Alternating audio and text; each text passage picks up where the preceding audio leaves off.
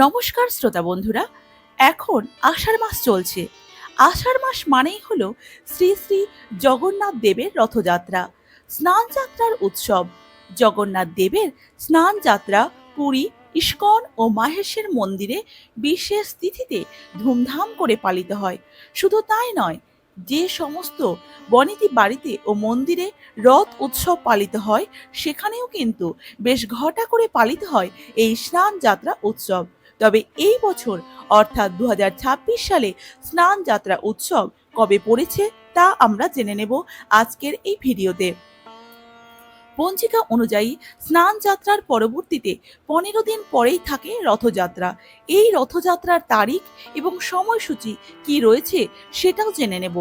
এর সাথে আমরা জেনে নেব স্নান যাত্রার দিন, গঙ্গা স্নান, সত্যনারায়ণ পুজো, দানের শুভ সময় কখন থাকতে চলেছে, এই দিন বাড়িতে কোন সময়ে পুজো করবেন। জগন্নাথ দেবের স্নান যাত্রা হলো অতি পবিত্র একটি তিথি, তাই এই বিশেষ তিথিতে কিছু নিয়ম বিধি মেনে চললে সারা বছর আপনার সংসার সুখ সমৃদ্ধিতে ভরে উঠবে।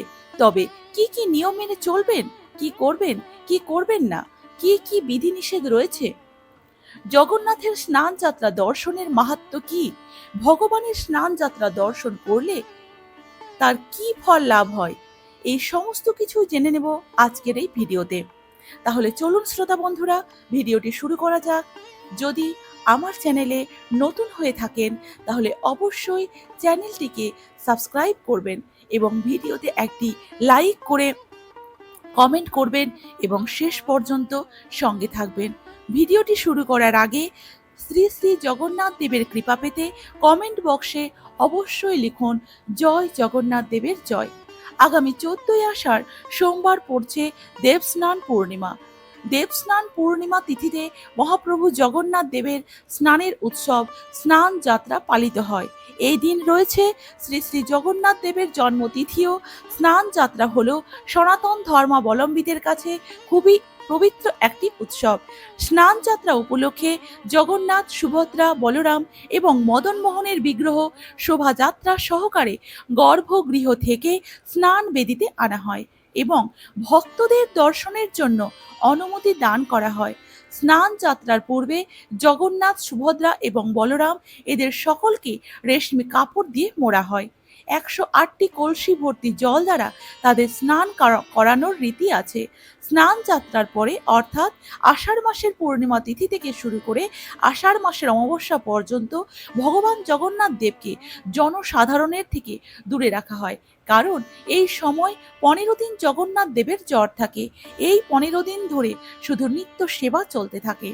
15 দিন পর প্রভু জগন্নাথ দেব, মাতা সুভদ্রা দেবী এবং প্রভু বলরাম দেবের বিগ্রহকে নতুন সাজে সাজিয়ে জনসমক্ষে নিয়ে আসা হয়, আর সেই দিনেই রথযাত্রা উৎসব পালিত হয়।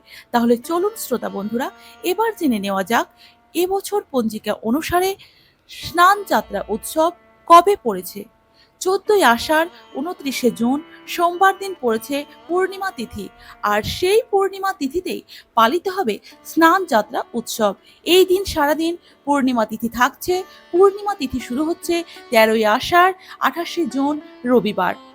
বাকি 2:47 থেকে পূর্ণিমা তিথি থাকবে 14ই আষাঢ় 29শে জুন সোমবার শেষ রাত্রি 4:48 পর্যন্ত, অর্থাৎ ভোরবেলা।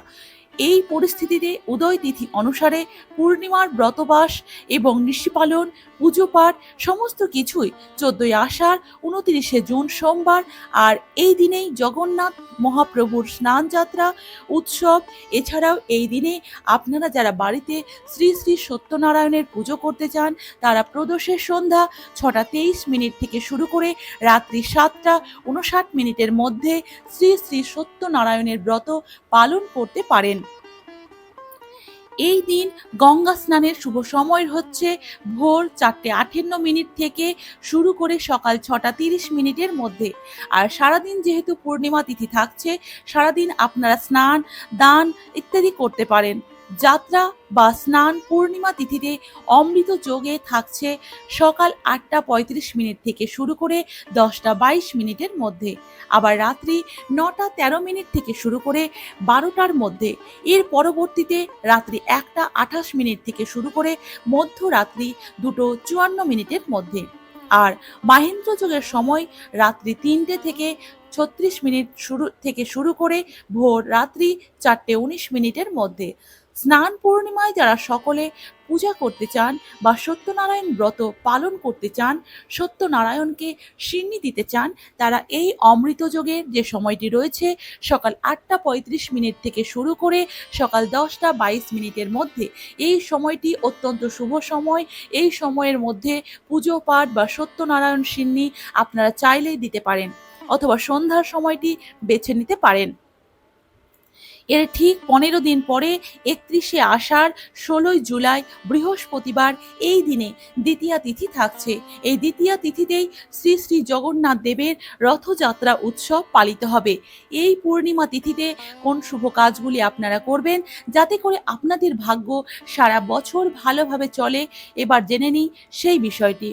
স্নান যাত্রার বিশেষ তিথিতে খুব ভোরে ঘুম থেকে উঠে গঙ্গা স্নান করে নতুন বস্ত্র পরে এরপর মন্দিরে বা বাড়িতে থাকা জগন্নাথ, বলরাম এবং সুভদ্রার পুজো করতে হবে। তবে পুজোর আগে তাদের অবশ্যই স্নান করাতে হবে। গঙ্গা জল ও কাঁচা দুধের সঙ্গে আতর, চন্দন ও কর্পূর মিশিয়ে তা নিষ্ঠা সহকারে আপনারা স্নান করাবেন। স্নানের পরে পরিষ্কার কাপড় দিয়ে মুছিয়ে আবার মূর্তি স্থাপন করুন।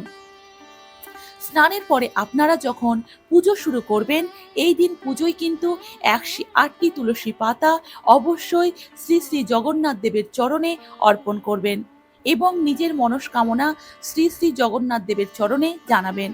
তুলসী পাতা অর্পণ করার সময় চন্দন সহযোগে অর্পণ করবেন এবং আপনারা জয় জগন্নাথ এই মন্ত্র উচ্চারণ করে এই তুলসী পাতা অর্পণ করতে পারেন। জগন্নাথ, সুভদ্রা এবং বলরাম তিনজনের মূর্তির সামনেই গোলাপ ফুল দিয়ে সাজান এবং 5 রকমের ফল উৎসর্গ করুন। এই দিন অন্তত পক্ষে একজন ব্রাহ্মণকে ভোজন করানো শুভ বলে মনে করা হয়েছে। এছাড়া যে কোনো গরিব দুঃখীকে নিজের সাধ্যমতো দান করতে পারেন।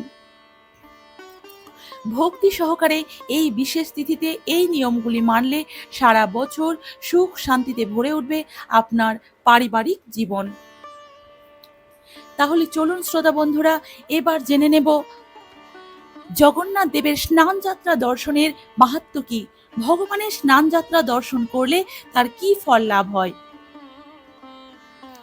স্কন্দ পুরাণে বলা হয়েছে যে জ্যৈষ্ঠ পূর্ণিমায় শ্রী জগন্নাথের স্নান যাত্রা দর্শনের মাধ্যমে যে কোনো ব্যক্তি অনায়াসেই মুক্তি লাভ করতে পারে। কিন্তু এবার সেটি জ্যৈষ্ঠ পূর্ণিমায় হচ্ছে না, এটি হচ্ছে আষাঢ়ে, কারণ জ্যৈষ্ঠ মাস ছিল মল মাস। তাই এমনকি কেউ যদি ভক্তি সহকারে একবারও স্নান যাত্রা মহোৎসব দর্শন করেন, তার সংসার বন্ধন থেকে মুক্তি লাভ সুনিশ্চিত হয়ে যায়, তাকে আর শোক করতে হয় না। জৈমিনী ঋষি স্নান যাত্রার মাহাত্ম্য হিসেবে বলেছেন, ভগবান পুরুষোত্তমের স্নান যাত্রা দর্শন করলে সমস্ত তীর্থ সমূহে স্নান করার থেকেও 100 গুণ অধিক ফল পাওয়া যায় এবং এতে কোনো সংশয় নেই। জৈমিনী ঋষি আরও বলেছেন যে কেউ যদি আন্তরিকতার সাথে স্নানকালে ভগবানকে নিরীক্ষণ করে, তাদেরকে আর মাতৃগর্ভে বাস করতে হয় না। উৎসুকতাপূর্ণ হৃদয়ে স্নান যাত্রা দর্শন করলে জীবগণ ভবসাগর থেকে উদ্ধার লাভ করতে পারে। পরম আনন্দ সহকারে স্নান যাত্রা দর্শন করলে মানুষ আজন্ম যা পাপ করেছে তা বিনষ্ট হয়ে যায়। ভালো থাকুন, সুস্থ থাকুন, আবার দেখা হচ্ছে নতুন কোনো একটি পর্বে।